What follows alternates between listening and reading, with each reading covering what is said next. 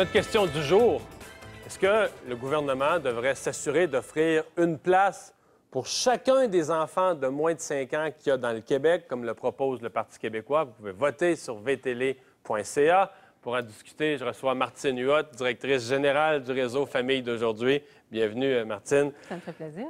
C'est une bonne idée, ça, du PQ? Pour tous les enfants du Québec, 1,5 milliard en fait de coûts pour tous les enfants du Québec, il y aurait une place en garderie. Bien, nous, en fait, on n'est pas d'accord. Le service de garderie, oui, est excellent, c'est parfait, c'est bien, mais il faut avoir d'autres choix. Ça ne convient pas à tous les enfants. On essaie d'universaliser quelque chose qui ne se peut pas plus personnel hein, que le bien d'un enfant. Donc, non, on n'est pas d'accord avec ça. Mais par contre, oui, il faut que tous les parents puissent avoir un service de garde adéquat pour leur enfant parce qu'on le paye déjà. Hein, c'est un service universel. Est-ce que, quand le Parti québécois dit ça, est-ce que vous voyez, vous autres, une part d'idéologie, c'est-à-dire une espèce d'idée que tous les enfants, un jour, devraient être dans des garderies qui appartiennent à l'État, avec un programme contrôlé par l'État? Est-ce qu'on est dans le domaine de l'idéologie? Ben oui, depuis le tout début. Hein, Pauline Marois l'a mis en place, c'est une idéologie. Ça n'a jamais été vraiment appliqué au complet. Ça n'a jamais été universel. Là. Il y en a qui disent, oui, mais on n'avait pas prévu le baby-boom et tout ça. Mais non, ça n'a jamais fonctionné depuis le début. On a sous-estimé le retour des femmes sur le marché du travail.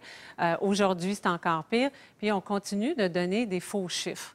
Donc, on n'y arrivera jamais. Peu importe qu'on ouvre 35 000 places, qu'on promette d'ouvrir 35 000 places, à chaque année, on recule et on recule.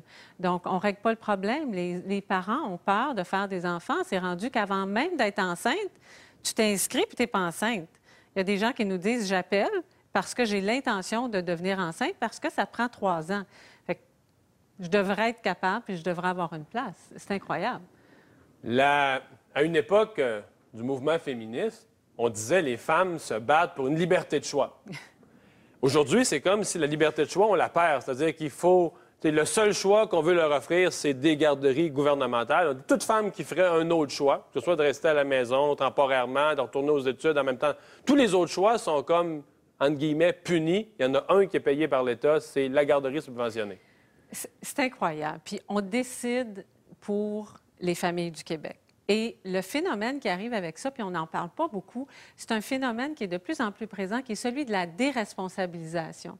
On est en train de dire aux gens, accouche, là, puis après ça, nous autres, on s'occupe de ça. On a la solution, c'est ça quand qui est vous dites on, c'est le gouvernement, là. Oui. Regarde, on s'occupe de tout, là, puis tu le reprendras à 5 ans pour le remettre à l'école où, là, le système d'enseignement universel s'en occupe encore jusqu'à la fin. C'est pas comme ça que ça marche. C'est le parent qui est le décideur. Et en plus, ils ont la réponse sous le nez.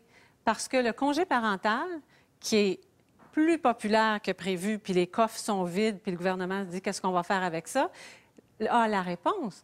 Il y a plus de 20 des pères qui s'en sont prévalus. On oublie les mères qui retournent en arrière du fourneau. Là. Si on veut parler juste parents, nous, on ne fait pas de distinction en famille d'aujourd'hui. Un père, une mère, c'est un parent qui doit s'occuper de son enfant ou qui a le goût de s'occuper de son enfant. On fait abstraction de ça totalement. Puis pourtant, ça parle des femmes de carrière, des avocates, des femmes à la maison qui le font par choix.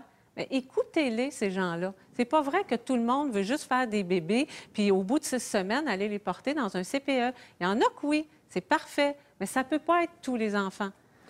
Le réseau Famille d'aujourd'hui, je présume que vous avez, vous aussi, des demandes. Vous dites, c'est pas... Si on avait de l'argent pour la famille, c'est pas comme ça qu'on devrait le dépenser. On fait quoi?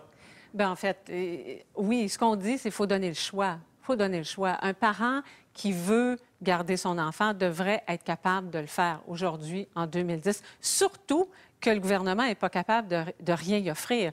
Donc, si le gouvernement veut continuer de travailler sur son idéologie, parfait, mais en attendant, faites preuve de souplesse. Souplesse qui, en passant, coûte beaucoup moins cher que le service des CPE.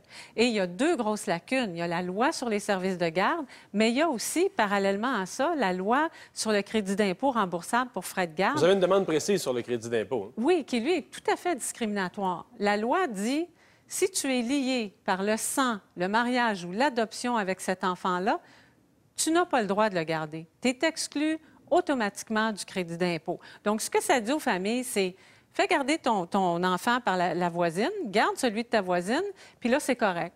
Mais si tu gardes le tien... Le gouvernement va payer 2 fois. Ouais, Mais si tu gardes ton enfant, tu voles l'État. Tu ne vaux pas ça, on ne peut pas te payer, tu ne seras pas vraiment payé, ton mari ne te paiera pas. Donc, non, ça n'a pas de bon sens.